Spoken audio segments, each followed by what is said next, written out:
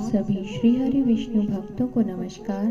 स्वागत है अनुकरणीय सनातन पर। आज मैं आपको कार्तिक मास महात्म्य कथा अध्याय 10 सुनाने जा रही हूँ।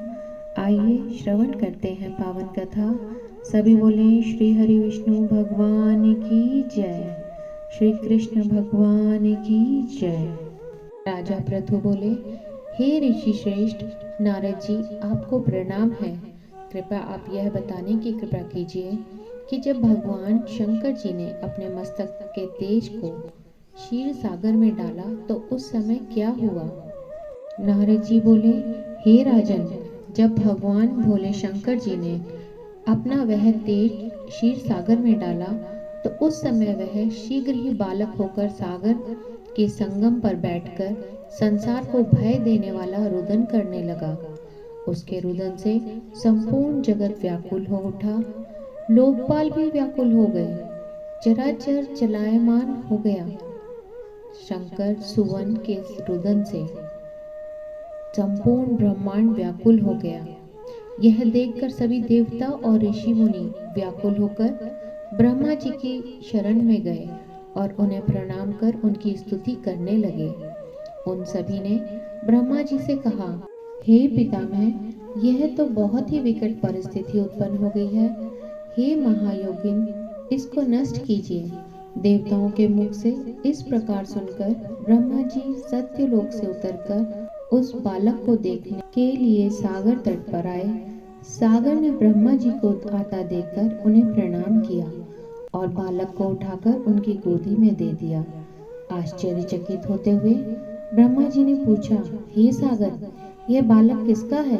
शीघ्रता पूर्वक कहो। सागर विनम्रता पूर्वक बोला, प्रभु, यह तो मुझे ज्ञात नहीं है, परंतु मैं इतना अवश्य जानता हूँ कि यह गंगा सागर के संगम पर प्रकट हुआ है। इसलिए हे जगत गुरु, आप इस बालक का जात कर्म आदि संस्कार करके इसका जातक फल बताइए।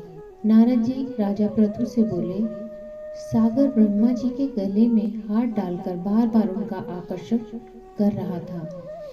फिर तो उसने ब्रह्मा जी का गला इतनी जोर से पकड़ा कि उससे पीड़ित होकर ब्रह्मा जी की आंखों से अश्रु टपकने लगे। ब्रह्मा जी ने अपने दोनों हाथों का जोर लगाकर किसी प्रकार सागर से अपना गला छुड़वाया और सागर से कहा, हे सागर सुनो, मैं तुम्हारे इस पुत्र का जातक फल कहता हूँ। मेरे नेत्रों से जो यह जल निकला है, इस कारण इसका नाम जलंधर होगा। उत्पन्न होते ही यह तरुणावस्था को प्राप्त हो गया है, इसीलिए यह सब शास्त्रों का पारगामी, महापराक्रमी, महावीर, बलशाली, महायोद्धा और रण में विजय प्राप्त करने वाला होगा। यह बालक सभी दैत्यों का अधिपति होगा। यह किसी से भी पराजित न होने वाला तथा भगवान श्री हरि विष्णु जी को भी जीतने वाला होगा। भगवान शंकर जी को छोड़कर यह सबसे अवध्य होगा। जहाँ से इसकी उत्पत्ति हुई है, यह वहीं जाएगा। इसकी पत्नी बड़ी पतिव्रता, सौभाग्यशालिनी, सर्वांग सुंदरी, परम मनोहर, मधुर वाणी बोलने वाली तथा शीलवान होगी। सागर से इस प्रकार कहकर ब्रह्मा जी ने शुक्राचार्य को बुलवाया और उनके हाथों से बालक का राज्याभिषेक कराकर स्वयं अंतर्ध्यान हो गए। बालक को देखकर सागर की प्रसन्नता की सीमा न रही। वह हर्षित मन से घर आ गया। फिर सागर ने उस बालक का लालन पालन कर उसे पुष्ट किया। फिर कालनेमि नामक असुर को बुलाकर वृंदा नामक कन्या से विधि पूर्वक उसका विवाह करा दिया। उस विवाह में बहुत बड़ा उत्सव हुआ। श्री शुक्राचार्य के प्रभाव से पत्नी सहित जलंधर दैत्यों का राजा हो गया।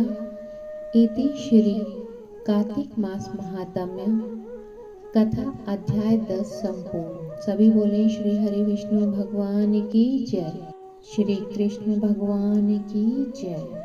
श्रीमन्नारायण नारायण हरे हरे, भजमन नारायण